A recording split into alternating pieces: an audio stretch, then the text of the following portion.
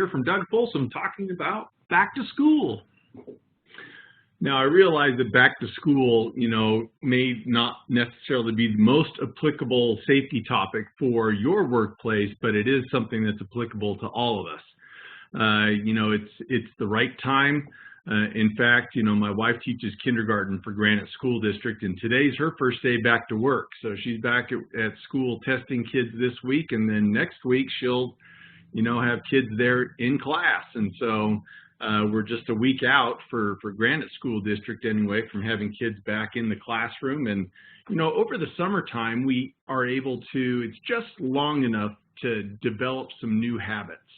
And so, kids are out of school for that 2-3 month period. And during that whole time, those school zone lights have not been flashing.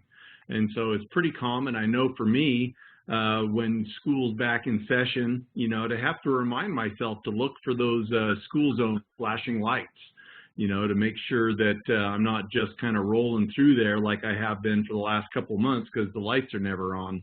And so as a good reminder for us, there's several things that we can be looking at when it comes to school zones, school zone safety, and getting kids to school safely.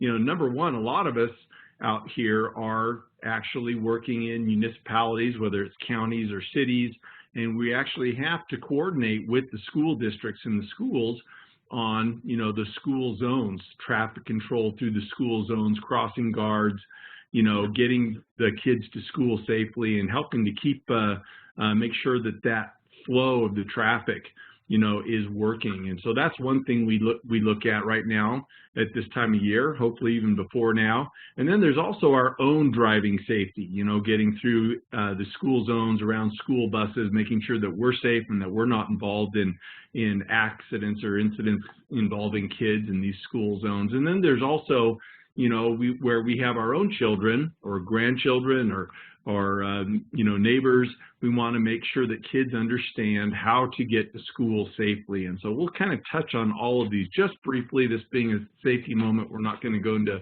huge depth, on things, especially like when we talk about MUTCD. But it's important to understand that school zones represent a very critical high-risk area. There's lots of kids in school zones, especially before school and right after school. And, kids are not the most predictable people.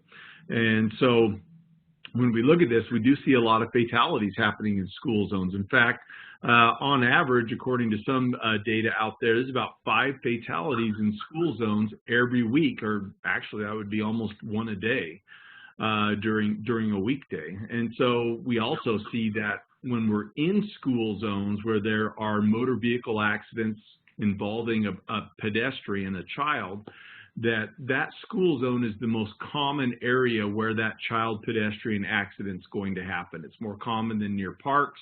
It's more common than in residential areas. It's the number one area where a car is going to hit a child, a pedestrian child. When we look at the age group of 4 to 7-year-olds, where they are involved in a fatality involving bus transportation, it is when they are walking. It's when they're out of the bus is when those fatalities happen. So the kids are walking around the bus and they get hit by the bus, or they're walking, out from behind the bus and they get hit by a car. And that's a very common fatal scenario for young children in that 4 to 7-year-old age group, especially because those kids are just barely starting to learn, how to be safe in and around traffic and walking to school and so forth. One of the first things, we want to look at, and, this should probably be going on long before we get to the start of the school year, is our MUTCD Part 7 compliance. In just about in every state, the MUTCD, is the standard for our traffic control programs, for road markings, for signage, and school zone speed limits and rules like that.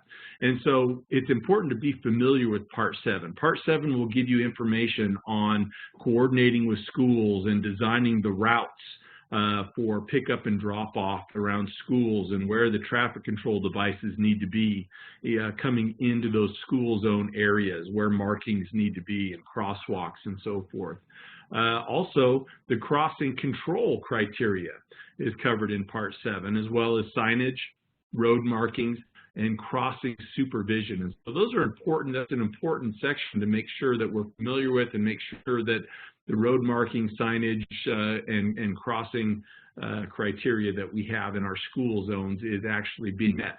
Now, when it gets down to a state and local level, you know, we will use MUTCD as the basic standard, but the state and even cities can pass laws or ordinances that are even more strict than what's outlined in Part 7 in the MUTCD. So if you're looking at your school zones and you would like to make those even safer, and that can be done, you know, with even more strict regulation, local ordinances and so forth, you can do that as long as it is more strict than the MUTCD. We want to meet that minimum standard.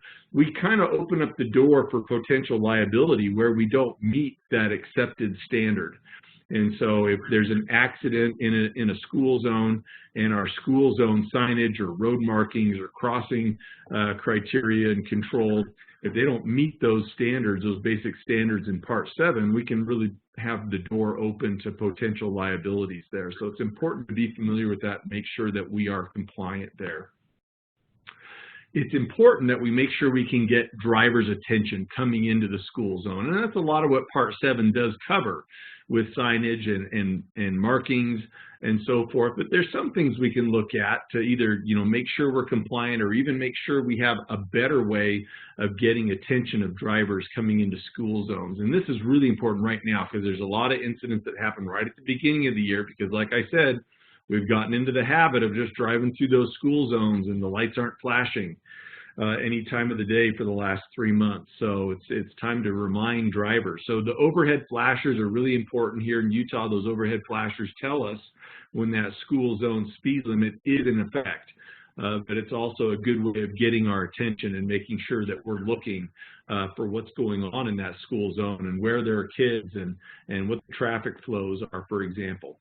You know, speed feedback signs are a really good thing that you may want to add coming into those school zones. If you can get your police department or public or your road department to set out those signs that have the radar feedback for drivers, letting them know how fast they're going. It always will remind a driver, you know, that they need to look and compare their speed to the posted speed limit. And that's a great way to just kind of get a heads up for drivers and help remind them, you know, that, hey, school's back in session, we need to be looking at the speed limit here. Advanced signage, and that's part of what's covered in Part 7 in the MUTCD, but having that signage out ahead of the school zone warning drivers that they're coming into a school zone is also a very important way of making sure we get their attention before they get into the school zone. Enforcement, a couple different ways we look at enforcement. Number one, if certain crossing stations, we'll have crossing guards there. That crossing guard and that sign in the crossing guard's hand is a traffic control device. It has to be obeyed. And so that's, you know, one thing we need to remember as drivers, that when that crossing guard gives us directions, we need to do what the crossing guard, you know, is telling us to do. Also, it's a great idea to get, you know, your police department involved, especially at the beginning of this school year. But a little police presence in the school zones, you know, especially right at the beginning of the year to remind drivers, you know, that they need to be careful in those school zones is very important. There's nothing like, you know, that law enforcement presence to remind us we don't want to be breaking those rules in the school zone. Of course, the most important reason is we don't want to hurt anybody. But, you know, it doesn't hurt to remind people that there are consequences for not following these safety rules around our children. Another thing to think about in back to school safety and getting our kids to school, you know, is sharing the road with the pedestrians. A lot of kids are walking to school, and when we get them to school in these drop-off and pickup zones, kids are getting out of the car. You know, sometimes they're being dropped off across the street, sometimes they're dropped off near the school. It's really important to make sure we've done that traffic control plan with the school and we know how we're going to be directing traffic through for drop-off and pickup. How can we minimize that traffic? Can we encourage our parents to carpool to reduce the number of vehicles moving through that school zone. Once we're in that school zone, you know, sometimes some parents get a little impatient and they want to ignore the rules. And it's really important, you know, to remember, number one, don't double park, especially in that school zone. You know, you can create a bottleneck to traffic. It can cause people to become impatient, you know, and when people get impatient, then mistakes happen. Also, when we're double parked, you know, we may have kids getting out of the car into the traffic lane. That can be really dangerous, or coming around the car, you know, and in or near the traffic lane. And so it's really important, don't be double parking just to drop your kid off quicker.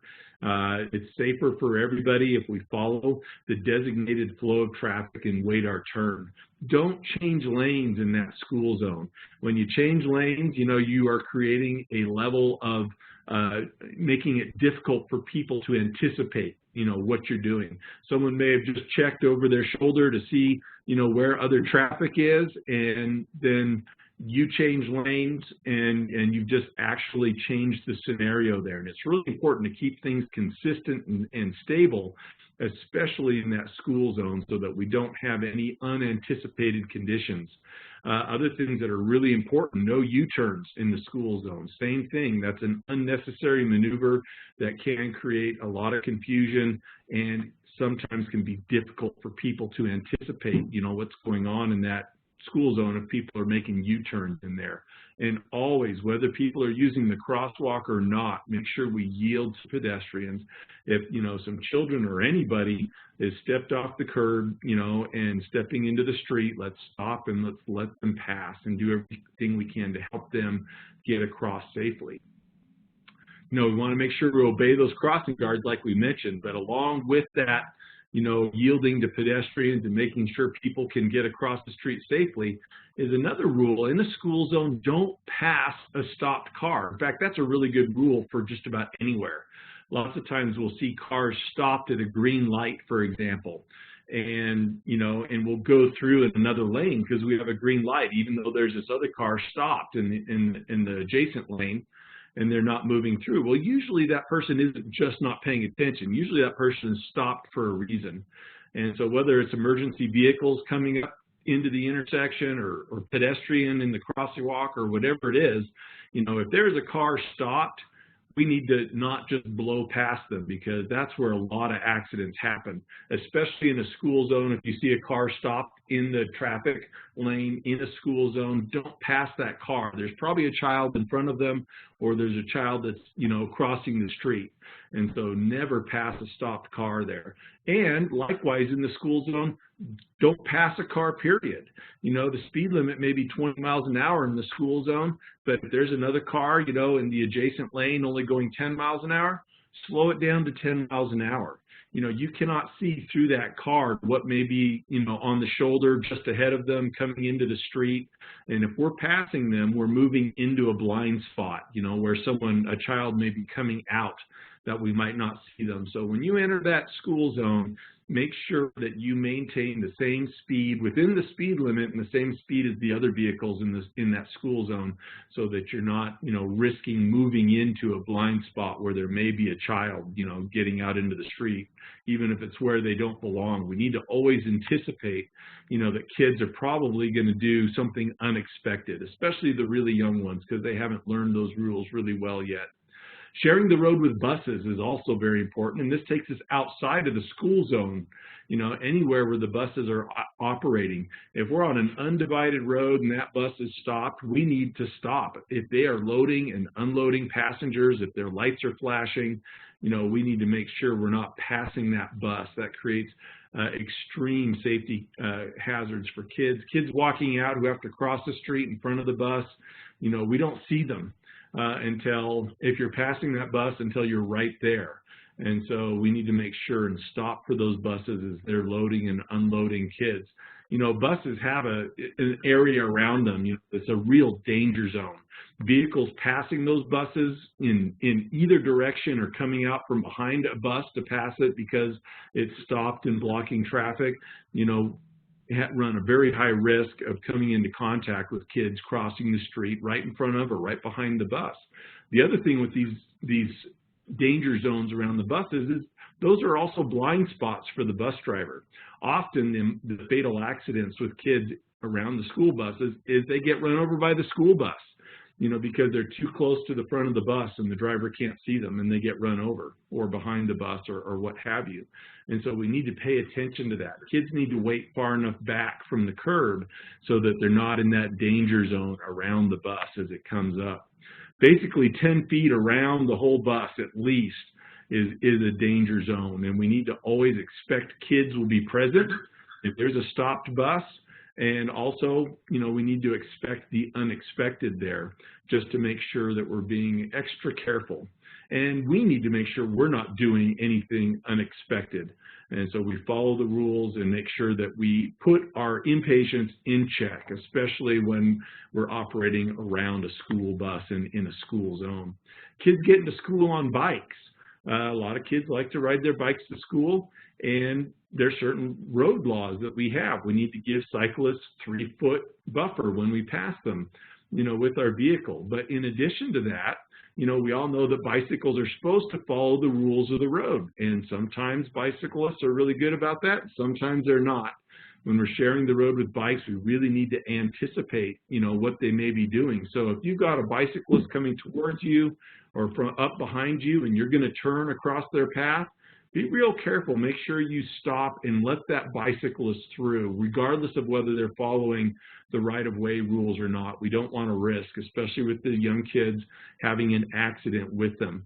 Look out in those school zones and residential areas for the bicyclists also, especially those small kids. And coming out of driveways and cross streets, often they may zip out of there and not give a lot of thought to passing traffic, and you can't see them until they are out into the street often. So we need to take care there. And check before opening your doors. When you're stopping, like at the school zone, to unload your kids or wherever it may be, check your side mirrors and look over your shoulder. Make sure there's not a bicyclist coming up alongside you before you open your door in front of them. We need to be really good about teaching our kids how to be safe when they're getting to school also. So we mentioned already staying back from the curb when waiting for the bus. We should be back 5 big steps, or about 12 feet back from the curb when the bus comes up, so that we're not in that danger zone near the bus. Kids need to know that it's important to wait for the driver to tell them it's all right to come and enter the bus. They need to follow those directions. And when they're on the bus, they need to face forward, and they need to be really careful about not doing anything that's going to create distractions for the driver. Exiting the bus, again, follow the driver's directions and wait for the bus to be at a full stop. Hopefully those will coincide. And then the kids need to get 5 steps away from the bus before they start to walk to the left or the right. When crossing the street, we need to teach them to look left, right, and left again, and then left, right, and left again. It's really important to ingrain those, in their minds as we're teaching them these safety crossing streets and getting to school. Bus safety, get the stop early. Kids who are late to the bus stop will often be running. They may dart across the street, and so that can create a lot of hazards and unanticipated hazards for drivers, when kids are rushing to the school bus. And so let's teach the kids to get to the school bus 5-10 minutes before the bus is due so that they're not in a hurry. Teach them to stay out of the street when waiting for the bus. Teach them to not do a lot of horseplay around the bus stop, because that's near traffic and that's a dangerous area. They need to be paying attention. When they're on the bus, keep their head and arms inside the bus. And again, they need to not distract the driver. So they need to, not shout at the driver or do anything that could possibly distract the driver from his driving task. And teach the kids about those blind spots right around the bus, that it's really important not to be right up against the bus, whether that's on the sides or in the front or in the back, because they're not visible when they're in that blind area right up against the vehicle there. Kids walking to school, we need to teach them to stay on and use the sidewalks. And just like driving, let's start teaching them when they're walking to school to not be distracted when they're walking. Have them keep their phones and their PlayStation and their game systems put away and not using those when they're walking. That's an early way to start teaching them before they start driving to control those distractions when they're transporting themselves. Use the crosswalks. Look left, right, and left. Plan the safest route for your kids to get to and from school, and go over it with them. And then, teach them that they need to always use that route. If something happens and we're looking for our kids, we want to make sure we know which way they're going to be walking home so we can find them and make sure that it's a safe route. And then walk the route with them a few times and identify potential dangerous areas and teach them, what those are and what they should do if there's any hazards that you notice along your identified route. And then try to make it so your kids aren't walking alone. If they've got an older sibling to walk with, or, other kids or adults, it's a really good idea to have them walk with somebody else. Kids that are riding the bikes to school, let's make sure they have a properly fitting helmet and that they understand what the traffic laws are that apply to them, and so that they can have their behaviors on the road be more anticipatable by drivers instead of doing things that drivers don't anticipate, like riding the wrong direction and someone's not looking for them in that direction. Plan the route just like if they're walking, and then ride with them and talk about where the dangerous areas are and what hazards they need to be aware of when they're riding to school. Use the bike lane and teach them to use the bike lane whenever it's available, and how to properly use the crosswalk. When they get up there and they're using the crosswalk and they have their bikes, they need to walk that bike across the crosswalk just like the other kids that are walking. And again, don't ride bikes distracted either. Again, a good precursor for teaching them, when they're operating, transporting themselves, not to get distracted by what's going on around them. So, in summary and review, take a look at the MUTCD Part 7. Make sure that your school zones are compliant, with the different aspects of Part 7. There's about 5 different aspects of Part 7 there. Pick up and drop off plan. This is a good thing that needs to be coordinated between the municipality and the schools to make sure that the traffic control, the traffic flows will work well, and that we have a safe area in the school zone for dropping off and picking up kids. Schools will usually communicate these drop-off and pickup rules with the parents pretty well. Maybe a good idea and a good opportunity to also slip in some of these other school zone safety rules into those instructions, for parents to help keep kids safe when they're dropping off and picking up kids at school. Parents, I can remember when I was picking my kids up from elementary school, we get a little impatient sometimes. That line gets kind of long, but it's really important to check your impatience when you're coming into that school zone.